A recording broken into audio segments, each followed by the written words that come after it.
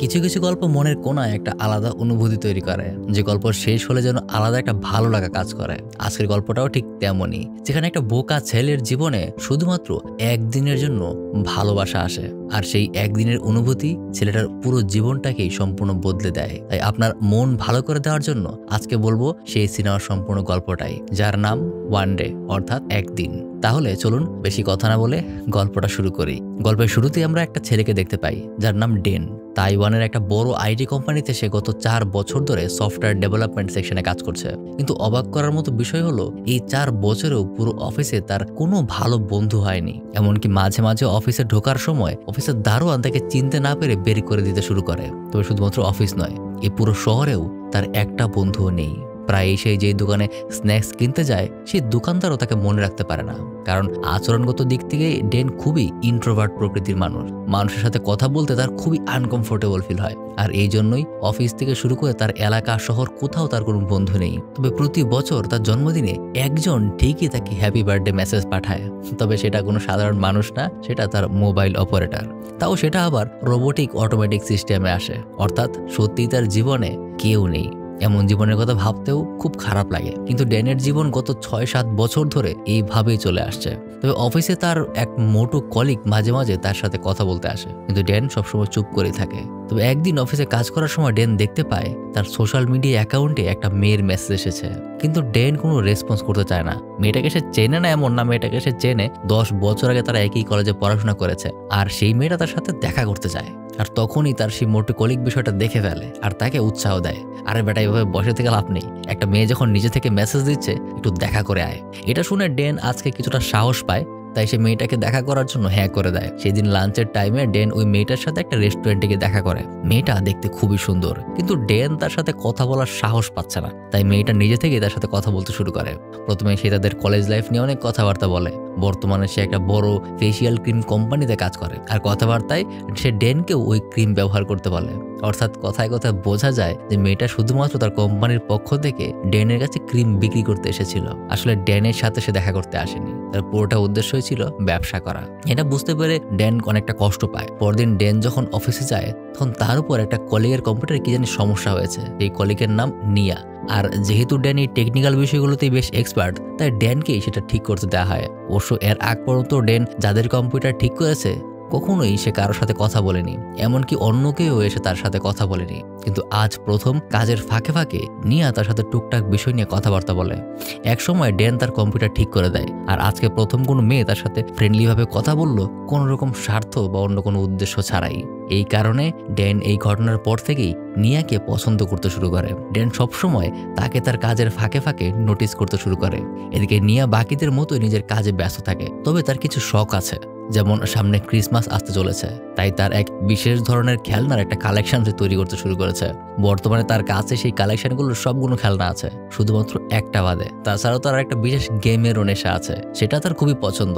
আর এই ক্রিসমাসে তার সবথেকে বড় স্বপ্ন হলো জাপান গিয়ে সেখানকার স্নো ফেস্টিভ্যাল এনজয় করবে। কিন্তু এটাও আমাদের মাথায় রাখতে হবে, এত সুন্দর একটা মেয়ে কখনো সিঙ্গেল থাকতে পারে না, কারণ তার অফিসে যে কাজ করে সেই অফিসের সিইওর সাথে নিয়মিত তার অনেকটা সময় বেশ ভালো রিলেশনশিপ চলছে।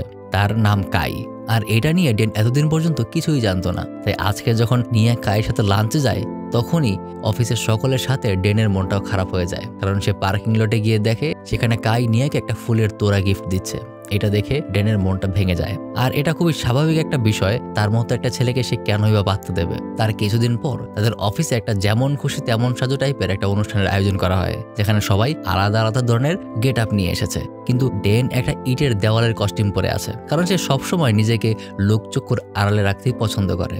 ঠিক তখনই নিয়া খুবই সুন্দর একটা ড্রেস পরে তার পাশে এসে দাঁড়ায়। নিয়া তখন কার সাথে যেন কথা বলছিল, আর আশেপাশে কেউ নেই মনে করে সে নিজের জামার এক পাশ উঠিয়ে তার মোবাইলটা যখন রাখতে যায়, তখন সেখানে দাঁড়িয়ে থাকা ডেন দেখতে পায় যে নিয়ার কোমরে একটা ছোট্ট তিল আছে, যেটা দেখে সে সাথে সাথে নিজের চোখ সরিয়ে ফেলে। সেই অনুষ্ঠানে কাই সবাইকে একটা খুশির সংবাদ দেয়, অফিসের সবাইকে নিয়ে একটা ট্যুর দেওয়া হবে, যেখানে তারা প্রত্যেকেই ক্রিসমাসের স্নো ফেস্টিভ্যাল উদযাপনের জন্য জাপানে যাবে। আর হ্যাঁ, এর মাধ্যমে নিয়ার স্বপ্ন পূরণ হয়ে যাবে। মূলত কাই এই সিদ্ধান্তটা শুধুমাত্র নিয়ার জন্যই নিয়েছে, তবে বাকিরা যেন সন্দেহ না করে এই জন্য সে পুরো অফিসকে নিয়ে যাওয়ার ব্যবস্থা করেছে। তবে এখানে আরেকটা টুইস্ট আছে, কাই কিন্তু সিঙ্গেল না, তারও পরিবার আছে, ওয়াইফ আছে, ছোট বাচ্চাও আছে।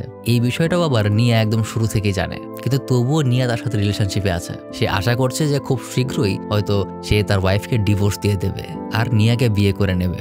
এভাবেই চলে আসে পরের সপ্তাহ। প্ল্যানিং অনুযায়ী অফিসের প্রত্যেকেই সময় মতো জাপান পৌঁছে যায়, আর সেখানে সবার প্রথমে তারা একটা গ্রুপ ফটো তোলে, যেখানে ডেন সবার লাস্টে দাঁড়িয়ে আছে। তাদের এই ট্রিপটা হবে 3 দিনের। প্রথম দিন তারা জাপানের কিছু দেখার মতো জায়গা ঘুরে ঘুরে এনজয় করবে, দ্বিতীয় দিন তারা অন্য একটা শহরে যাবে, আর তৃতীয় দিনে জাপানের স্নো ফেস্টিভ্যাল উপভোগ করবে। সেখানে সবাই একদিকে যার যার মতো সমস্ত কিছুই ঘুরে ঘুরে দেখছিল, আর অপরদিকে নিয়া কায়ের সাথে আলাদা করে জুটি বেঁধে আছে, যেটা ডেনের খুব খারাপ লাগে, কিন্তু তার তো কিছু করার নেই।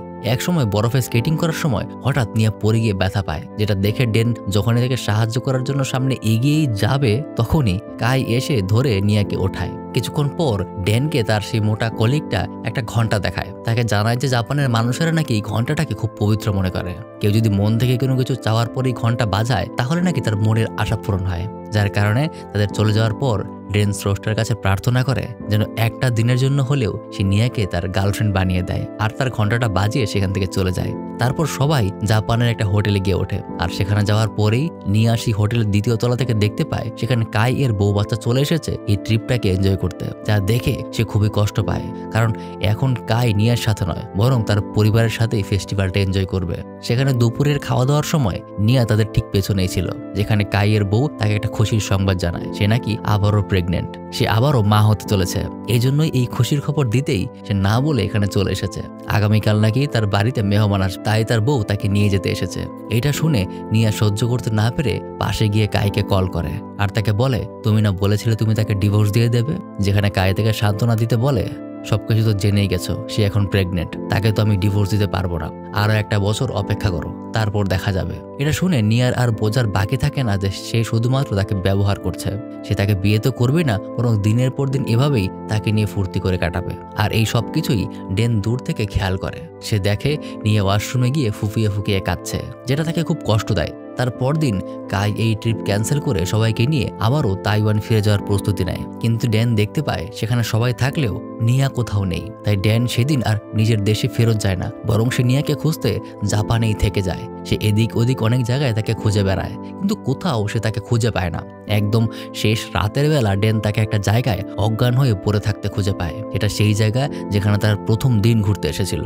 আর এই দেখে ড্যান তাকে একটা হসপিটালে অ্যাডমিট করায়। পরদিন যখন তার জ্ঞান ফিরে আসে, তখন আশ্চর্যরকম ভাবে নিয়ার কিচ্ছু মনে নেই। সে জিজ্ঞাসা করে যে আমি জাপান কিভাবে আসলাম, কি হয়েছিল আমার। এমনকি সে ডেনকেও চিনতে পারে না। এই ঘটনার পর নিয়ার ভালো মতো চেক আপ হয়, যেখানে ডাক্তার জানতে পারে যে তার ব্রেনের ছোট্ট একটা অংশ এমনভাবে ড্যামেজ হয়ে গেছে যেন তার টেম্পোরারি গত 4 বছরের মেমোরি একদম লস হয়ে গেছে। অর্থাৎ আজ থেকে গত 4 বছরে যা যা ঘটেছে কোনো কিছুই তার মনে নেই। তবে 4 বছরের আগের ঘটনা তার সবই মনে আছে।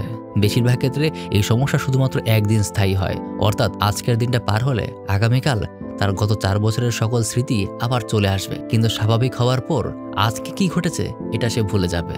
ডাক্তার সন্দেহ করছে হয়তোবা নিয়া নিজেকে শেষ করে দেওয়ার জন্য কোনো উঁচু জায়গা থেকে ঝাঁপ দিয়েছিল, কিন্তু নিচে বরফের আস্তরণ থাকার কারণে তার কিছু হয়নি, শুধুমাত্র মাথায় একটু আঘাত পেয়েছে। আর এতে করেই হয়তো তার মেমোরি লস হয়েছে, তার শরীরের অন্য কোনো আঘাত নেই।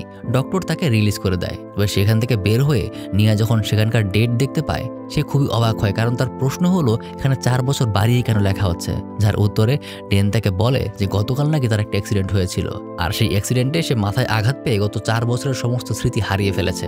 তবে তাকে চিন্তা করতে নিষেধ করে, কারণ আগামীকাল তার স্মৃতি ফিরে আসবে। ডেন তাকে জানায় তার অফিসের পক্ষ থেকে এখানে ঘুরতে এসেছিল। তখন নিয়ে জিজ্ঞাসা করে তাহলে সবাই গেছে কোথায়। ডেন জানায় সবাই তো চলে গেছে, কিন্তু আমাদের তখন অনেকগুলো জায়গা ঘুরে দেখা বাকি ছিল, তাই তোমার সাথে আমিও রয়ে গেছি। অর্থাৎ বুঝতে পারছেন, ডেন এখানে বানিয়ে বানিয়ে মিথ্যা বলা শুরু করেছে। যে নাকি জীবনে একটা মেয়ের সাথে কথা বলার সাহসও পায়নি, সে এখন নিয়ার সাথে মিথ্যা কথাও বলছে। আর এইসব বিবেচনা করে নিয়া ধারণা করে যে এই ছেলেটা তার বয়ফ্রেন্ড না তো। তাই সে এই নিয়ে জিজ্ঞাসা করলে ডেন একটু চিন্তার মধ্যে পড়ে যায়। আর তখনই তার মনে পড়ে যায় সেই ঘন্টা বাজানোর কথা, যেখানে সৃষ্টিকর্তার কাছে সে তার ইচ্ছা জানিয়েছিল যে একদিনের জন্য যেন নিয়া তার গার্লফ্রেন্ড হয়ে যায়। এই ভেবে সে তাকে জানিয়ে দেয় যে হ্যাঁ, আমি তোমার বয়ফ্রেন্ড। কিন্তু নিয়া তার কথা বিশ্বাস করে না। সে তার কাছে তাদের একসাথে ঘুরে বেড়ানোর ছবি দেখতে চায়, কিন্তু ড্যান তাকে দেখায় যে ওই দুর্ঘটনায় সেও তার সাথেই ছিল আর তার মোবাইলটা ভেঙে গেছে। কিন্তু নিয়ার খালি একটাই প্রশ্ন যে এত বলদ দেখতে একটা ছেলেকে সে কিভাবে ভালোবাসলো। এটা তো তার হওয়ার কথা না, এটা কোনোভাবেই সে মেনে নিতে পারছে না। আর তখনই ড্যানের সেই অনুষ্ঠানের কথা মনে পড়ে যায় যেখানে সে নিয়ার কোমরে একটা তিল দেখেছিল।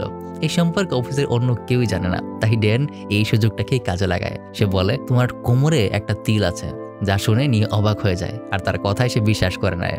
যদি এই ছেলেটা তার বয়ফ্রেন্ড না হয় তাহলে তার কোমরে তিল আছে এটা তার জানার কথা না। এরপর ডেন তাকে নিয়ে সেই সকল জায়গায় ঘুরতে যেতে চায় যেগুলো তাদের টিকিটে এখনো বাকি আছে, আর বিশেষ করে সেই স্নো ফেস্টিভ্যাল যেটা সবসময় নিয়ার একটা স্বপ্ন ছিল। কিন্তু সে যেহেতু 4 বছরের স্মৃতি ভুলে গেছে, তাই এই স্নো ফেস্টিভ্যাল যে কতটা প্রিয় ছিল সেটাও সে ভুলে গেছে। সে ডেনের সাথে এখন কোথাও যেতে চায় না। তার শুধু একটাই কথা, আমি এটা মানতে পারছি না যে তোমার মতো একটা ছেলেকে আমি কিভাবে ভালোবাসলাম। আর যদি সত্যি তুমি আমার বয়ফ্রেন্ড হয়েই থাকো তাহলে যখন আমার 4 বছরের স্মৃতি ফিরে আসবে তখন দেখা যাবে। আপাতত আমাকে একা ছেড়ে দাও। মনে করো আজকের জন্য আমাদের ব্রেকআপ হয়ে গেছে। এটা শুনে আবার ডেন খুব কষ্ট পায়। সে ওয়াশরুমে গিয়ে তার চুল আঁচড়ায়, নাকের পশম টেনে টেনে ছিঁড়ে ফেলে। আসলে সে একটা স্মার্ট ছেলে যেরকম হয় ওরকম হওয়ার চেষ্টা করছে। কিন্তু যাই হয়ে যাক, নিয়ার এখন কিছুই মনে নেই, তাই এভাবে সে একা একা নিয়াকে ছেড়ে দিতে পারে না। তারপর ডেন তাকে নিয়ে একটা রেস্টুরেন্টে খাবার খেতে যায়, কিন্তু ওখানকার জাপানি খাবার দাবার তার মোটেও হজম হচ্ছিল না। আর এখানে তার চেহারা দেখে নিয়ে হাসতে শুরু করে। আর এক সময় সে নিজের মন বদলে ফেলে। আজকের জন্য তারা বয়ফ্রেন্ড গার্লফ্রেন্ড না হলেও বন্ধু হয়ে তো থাকতেই পারে। তাই তারা দুজনে তাদের টিকিটের যে জায়গাগুলি ঘোরা এখনো বাকি ছিল সেই জায়গাগুলোকে এক এক করে এক্সপ্লোর করতে শুরু করে। আর এখানে ডেনের নিয়ার প্রতি যে কেয়ারিংটা সেটা সত্যিই খুব সুন্দর ছিল। এক জায়গায় নিয়া তাকে জিজ্ঞাসা করে, তুমি তোমার চোখে চোখ রেখে কথাই বলতে পারো না, তাহলে তুমি নিজেকে আমার বয়ফ্রেন্ড কিভাবে দাবি করো? যা শুনে সে বলে, ছোট থেকেই আমার একটা অভ্যাস বদলাতে পারিনি। তাই তাকে পরীক্ষা করার জন্য নিয়া তাকে অনেক কিছু জিজ্ঞাসা করে, যেমন তাদের প্রথম কোথায় দেখা হয়েছিল। এখানে ড্যান তাকে জানায়, তুমি যখন তোমার অফিসের প্রথম দিন কাজে জয়েন করেছিলাম সেদিনই তোমাকে দেখে আমি ভালোবেসে ফেলেছিলাম। তারপর একদিন তোমার সিস্টেমের সমস্যা হয়, সেখানে আমি গিয়েছিলাম তোমার সিস্টেমটা ঠিক করতে। সেখানেই প্রথম তোমার সাথে কথাবার্তা। এমনকি কথায় কথায় আজকে ড্যান তাকে বিশাল বড় একটা মিথ্যা কথাও বলে ফেলে, যেটা হলো নিয়া যে কোম্পানিতে কাজ করে ড্যান নাকি সেই কোম্পানির সিইও। দেখলেন ছেলেটা এখন অনেক বড় মিথ্যা কথা বলতে শুরু করেছে। যা শুনে নিয়া প্রথমে বিশ্বাস না করলেও এখন তার যেহেতু কিছুই মনে নেই তাই তার কথায় ভরসা করা ছাড়া আপাতত কোনো উপায় নেই। নিয়া অতীতের সেই ঘটনাগুলো আরো শুনতে চায়, তাই ড্যান তাকে আরো বলতে শুরু করে, তুমি কখনো জানতে পারোনি আমি প্রতিদিন তোমার জন্য পার্কিং লটে নিজের গাড়ি দাঁড় করিয়ে রাখতাম, আর যখন তুমি আসতে তখন আমি আমার গাড়ি সরিয়ে ফেলতাম। আর তুমি একটা গেম খেলতে খুবই পছন্দ করতে, কিন্তু গেমের একটা লেভেল তুমি কিছুতেই পার করতে পারছিলে না। আমি সিস্টেম ক্র্যাক করে তোমাকে পরের লেভেলে পাঠিয়ে দিয়েছিলাম, সেদিন তুমি অনেক খুশি হয়েছিলে। ডেন আরো বলে যে তোমার ডেস্ক প্রতিদিন পরিষ্কার পরিচ্ছন্নভাবে গোছানো থাকতো। তুমি ভাবতে হয়তোবা কোনো ক্লিনার সেটা পরিষ্কার করেছে, কিন্তু সেগুলো ক্লিনার নয় বরং আমিই পরিষ্কার করতাম। সবসময় কম্পিউটারে তোমার পছন্দের গানগুলো চলে আসতো, তুমি ভাবতে এটা অটোমেটিক হয়, কিন্তু আমি আসলে প্রোগ্রাম সেট করে দিয়েছিলাম। ড্যানের মুখে সকল ঘটনা শুনে নিয়া ভিতরে ভিতরে অনেক খুশি হয়। কেমন যেন অজান্তে তার প্রতি নিয়ার একটা ভালো লাগা তৈরি হচ্ছে। সেই দিন দুজনে যখন রাস্তা দিয়ে হেঁটে যাচ্ছিল হঠাৎ ড্যানের মোবাইলে একটা মেসেজ আসে। নিয়া যখন তার হাত থেকে মোবাইলটা নিয়ে চেক করে তখন সেখানে ড্যানের মোবাইল অপারেটর থেকে তাকে জন্মদিনের উইশ করা হয়েছে, অর্থাৎ আজকে ড্যানের জন্মদিন। আর এই বিষয়টা নিয়ে তাদের মধ্যে টুকটাক অনেক কথাবার্তাই হয়। তারা দুজন সমস্ত জায়গায় ঘুরতে ঘুরতে একে অপরের আরো ঘনিষ্ঠ বন্ধুতে পরিণত হয়। আর এইভাবেই ধীরে ধীরে তারা জাপানের সেই প্রত্যেকটা জায়গা ঘুরে ফেলে যেখানে তাদের টিকিট কেনা ছিল। এমনকি ড্যান তাকে তার কালেকশনের সেই পুতুলটা কিনে দেয়, যেটা তার কালেকশনের শেষ পুতুল ছিল। কিন্তু নিয়ার তো কিছুই মনে নেই, তাই সে বুঝতেও পারে না। অবশেষে রাতের বেলা তারা জাপানের বিখ্যাত স্নো ফেস্টিভ্যালে যাওয়ার জন্য স্টেশনে আসে, কিন্তু তখনই বিশাল বড় এক ঝড় শুরু হয়, যার কারণে ট্রেন বন্ধ হয়ে গেছে। কিন্তু যে করেই হোক আজকে ড্যানের নিয়াকে সেখানে নিয়ে যেতেই হবে, কারণ খুব সম্ভবত আগামীকাল তার সমস্ত স্মৃতি ফিরে আসবে আর আজকের দিনের সবকিছুই সে সম্পূর্ণ ভুলে যাবে। তারা তখন ওখানকার একটা ডিপার্টমেন্টাল স্টোরে অপেক্ষা করছিল। তখন নিয়া তার জন্য একটা ছোট্ট কেক নিয়ে আসে, যেটার উপর ছোট্ট একটা মোমবাতি জ্বালানো, আর সে ড্যানের সামনে কেকটা ধরে তাকে জন্মদিনের উইশ করে। কারণ সে ওই মোবাইলের মেসেজ থেকে জানতে পেরেছিল যে আজকে তার জন্মদিন। আর এতে আজ প্রথম ড্যান খুবই খুশি, কারণ আজ পর্যন্ত কেউ তাকে এভাবে জন্মদিনের উইশ করেনি। আর আজকে তার প্রিয় মানুষটাই তাকে এভাবে জন্মদিনের উইশ করছে, যেটা তাকে ভেতরে ভেতরে খুবই আনন্দ দেয়। নিয়া তাকে বলে, জানো জন্মদিনের দিন কেউ যদি কোনো কিছু উইশ করে তাহলে সেটা পূরণ হয়। যা শুনে ড্যান চোখ বন্ধ করে একটা উইশ করে। আর তারপর যখন নিয়া তাকে জিজ্ঞাসা করে সে জানায়, আমি উইশ করেছি যেন খুব শীঘ্রই এই ঝড়টা থেমে যায়, যেন আমি তোমাকে নিয়ে স্নো ফেস্টিভ্যালে যেতে পারি। যা শুনে এবার সত্যি সত্যি সে ড্যানকে পছন্দ করতে শুরু করে, কারণ সে শুরু থেকেই ড্যান শুধুমাত্র তাকে খুশি রাখার চেষ্টাই করে আসছে। তাই সে মনে প্রাণে বিশ্বাস করে নেয় যে হয়তোবা আসলেই ড্যান তার বয়ফ্রেন্ড। তাই নিয়ে এবার আবদার করে যেন ড্যান তাকে দ্বিতীয়বারের মতো আবার প্রপোজ করে। কিন্তু বেচারা ড্যান কোনোভাবেই বুঝতে পারছে না যে সে কি বলবে, যার কারণে প্রত্যেকবার সে রিটেক নিতে শুরু করে। আর এই বিষয়গুলো নিয়া খুবই এনজয় করে। একসময় কিভাবে যেন ড্যান নিজের মনের সমস্ত সংকোচ দূর করে নিয়াকে তার মনের কথা খুলে বলে, তাকে খুব সুন্দর করে সে প্রপোজ করে। আর এতে নিয়া সত্যি সত্যি অনেক ইমপ্রেস হয়ে যায়। ড্যান আরো বলে, দেখো যে মানুষটা নাকি মাউন্ট এভারেস্ট জয় করেছে সে বলবে আমি পাহাড় চড়তে ভালোবাসি, কিন্তু তাকে যদি জিজ্ঞাসা করা হয় যে কেন আপনার পাহাড় চলতে ভালো লাগে, তাহলে সে কিছুই বলতে পারবে না। তেমনি আমিও তোমাকে ভালোবাসি, কিন্তু কেউ যদি জিজ্ঞাসা করে যে কেন আমি ভালোবাসি, হয়তো বলতে পারবো না। যা শুনে নিয়া নিজেও এবার তাকে ভালোবাসতে শুরু করে। আর বলতে বলতেই তখন ঝড়টা থেমে যায়। দুজনে তখন ট্রেনে উঠে পড়ে। আর ওখানে পৌঁছানোর পর দুজনে খুবই এনজয় করে। সত্যি বলতে এবার দুজনেই একে অপরের সঙ্গে খুবই ফ্রি হয়ে গেছে। আর এখন তারা দুজনেই একে অপরকে বুঝতেও শুরু করেছে। এক সময় ড্যান একটা ছোট্ট খেলনা নিয়ার আঙুলে পরিয়ে দিয়ে তার কাছে ভালোবাসা প্রকাশ করে, যেটা পেয়ে নিয়াও খুব খুশি। আর এখানকার সবকিছু এনজয় শেষ করে দুজনে আবারও তাদের হোটেলে ফিরে আসে। কিন্তু কথায় কথায় আজ দুজনে এতটাই হারিয়ে যায় যে নিয়া একসময় নিজের কন্ট্রোল হারিয়ে ড্যানের সাথে একটু বেশি ঘনিষ্ঠ হতে শুরু করে, যার কারণে ড্যান তাকে থামিয়ে দিয়ে নিয়ার একটা আঙ্গুল নিজের কপালে ঠেকিয়ে ধরে আর সাহস করে তাকে সমস্ত সত্য কথা বলে দেয়। নিয়াকে সে জানিয়ে দেয় যে সে কখনোই তার বয়ফ্রেন্ড ছিল না, এমনকি সে তার কোম্পানির সামান্য একজন এমপ্লয়ি মাত্র। নিয়ার সাথে তার কোম্পানির আসল সিইওর একটা সম্পর্ক ছিল, কিন্তু তার কাছ থেকে ধোঁকা পেয়ে নিজেকে শেষ করার জন্যই সে এমন পদক্ষেপ নিয়েছিল। সবকিছুই তাকে সে একদম স্পষ্ট বলে দেয়। এটা শুনে নিয়ে একদম ভেঙে পড়ে। সে মনে করতে শুরু করে ডেন তার ভুলে যাওয়ার সুযোগ নিয়েছে, তার সাথে সে সবকিছু নাটক করেছে আর তাকে সব মিথ্যা বলেছে। তাই সে রাগের মাথায় তাকে ঘর থেকে বের করে দেয়। কিন্তু একটু পরে নিয়ে অনুভব করে ড্যান তো যাই হোক সারাটা দিন তার সাথে থেকেছে, তার সাথে কিছু সুন্দর মুহূর্ত এনজয় করেছে আর তাকে ভালো রাখার চেষ্টা করেছে। সে আবারও নিচে ড্যানের কাছে এসে তাকে জিজ্ঞাসা করে, তুমি এমনটা কেন করলে, কেন মিথ্যা বললে আমাকে, শুরু থেকেই সত্য বলে দিতে। তখন ড্যান এই প্রথম তার সামনে জোর গলায় বলতে শুরু করে, হয়তোবা আমি তোমাকে কিছু কথা মিথ্যা বলেছি, কিন্তু তোমার সাথে আমার প্রথম দেখা, তোমাকে আমার নোটিস করা, তোমার খেয়াল রাখা কোনোটাই বানানো গল্প না, বাকিগুলো সত্যিই ছিল। আমি সত্যিই তোমাকে ভালোবাসি, যেটা আগে কখনো তোমাকে বলার সাহস পাইনি, কিন্তু এখন মন থেকেই অনুভব করতে পারছি, তাই আর চাপিয়ে রাখতে পারলাম। হয়তো কাল তুমি সবকিছু ভুলে যাবে।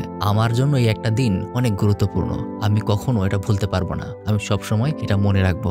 আর তার মুখে এইসব কথা শুনে নিয়ে এসে তাকে জড়িয়ে ধরে আর কেমন যেন তার মনের সবকিছুই তাকে চেপে ধরতে শুরু করে। এবার সত্যি বলতে আজকের এই একদিনের মধ্যে নিয়া যখন সত্যি সত্যি ধরে নিয়েছিল যে ড্যানি তার বয়ফ্রেন্ড, তখন থেকেই তার প্রতিটা মুহূর্ত নিয়ার মনে একদম সত্যিকারের ভালোবাসার জন্ম নিয়েছে, যেটা সেই কোম্পানির সিইওর সাথে থাকাকালীন সময়েও সে কখনো অনুভব করেনি। এমনকি নিচে ওই সময়টাতে ড্যান যে জিনিসটা একদম হন্তদন্ত হয়ে খুঁজছিল সেটা অন্য কিছু না, বরং নিয়ার সেই কালেকশনের শেষ পুতুলটা, যেটা ড্যান তাকে উপহার দিয়েছিল। আর এখন এই দেখে তার প্রতি সে ইমোশনালি আরও অনেক কানেক্টেড হয়ে পড়ে। যে নাকি তার ইচ্ছাগুলোকে এত প্রাধান্য দেয়, সে অবশ্যই তাকে সত্যিকারেই ভালোবাসে। তাই নিয়া আজ তাকে একটা সুন্দর মুহূর্ত উপহার দেয়, যেটা ড্যান কখনো আশা করেনি। আর আজকে সারাদিনের দৌড়াদৌড়িতে নিয়ার মোবাইলটা ঠিক থাকলেও সেটা চার্জ না থাকার কারণে বন্ধ ছিল। আর হোটেলে আসার পর সে ওটাকে চার্জে লাগিয়েছিল। সে নিজের মোবাইল বের করে একটা ভিডিও রেকর্ডিং অন করে দেয় আর সেখানে নিজেই নিজেকে বলতে শুরু করে, আমি তোমাকে বলছি নিয়া, যদি তুমি সবকিছু ভুলে গিয়ে থাকো তাহলে এই কথাগুলি তোমার জন্যই। এই একদিনে তুমি তোমার জীবনে সবথেকে ভালো একটা জীবন সঙ্গী পেয়েছিলে। সবকিছু ভুলে গেলে তাকে কখনো ভুলে যেও না। পাশাপাশি এমন আরো অনেকগুলো কথা সে বলে। বলতে বলতে সে কাঁদতে শুরু করে। আর এখান থেকেই ঘটনা পরদিন সকালে পৌঁছে যায়। হোটেলে ঘুম থেকে ওঠার পর গতকালকের কোনো ঘটনাই তার মনে নেই। ড্যানকে সে পুরোপুরি ভুলে গেছে। ড্যানের সাথে কাটানোর প্রতিটা মুহূর্তই সে পুরোপুরি ভুলে গেছে। সে শুধু এতটুকু জানে যে তার সিইও তাকে ধোঁকা দিয়েছে। আর সবাই চলে যাওয়ার পর সে নিজেকে শেষ করার চেষ্টা করেছিল। আর সেখান থেকে সে এই অবস্থায় কিভাবে পৌঁছালো এইটা নিয়ে সে কিছুই জানে না। তবে তার হাতে গতকালকে ড্যানের পরানো সেই খেলনা আংটিটা রয়ে গেছে, কিন্তু নিয়া এটারও কিছু মনে করতে পারে না। এমনকি রিসিপশনে জিজ্ঞাসা করলেও তারা জানিয়ে দেয় যে একটা ছেলে নাকি তাকে এখানে নিয়ে এসেছে। এর থেকে বেশি তারা কিছুই জানে না। তাই নিয়া চুপচাপ নিজের বাসে করে ফ্লাইটের উদ্দেশ্যে রওনা দিতে শুরু করে। ঠিক সেই বাসের পেছনের সিটেই ড্যান বসেছিল, কিন্তু তার কিছু বলার থাকে না, কারণ নিয়ার তো আসলে কিছুই মনে নেই। রাস্তা দিয়ে যাওয়ার সময় ড্যান শুধু তার গতকালকে স্মৃতিগুলোই মনে করতে শুরু করে। তারপর তারা আবারও তাদের রেগুলার লাইফে ফিরে আসে। সেদিন নিয়া তার ব্যাগ থেকে যখন টিকিটটা বের করে তখন সেখানে প্রত্যেকটা জায়গাতেই সিল মারা ছিল, কিন্তু নিয়ার কোনো কিছুই মনে নেই জায়গাগুলিতে সে গিয়েছিল কখন। এমনকি তার ব্যাগে তার কালেকশনের শেষ ডলটাও ছিল, অর্থাৎ পুতুলটা ছিল। এটা নিয়েও তার কিছু মনে নেই। এগুলো তাকে ভাবিয়ে তোলে।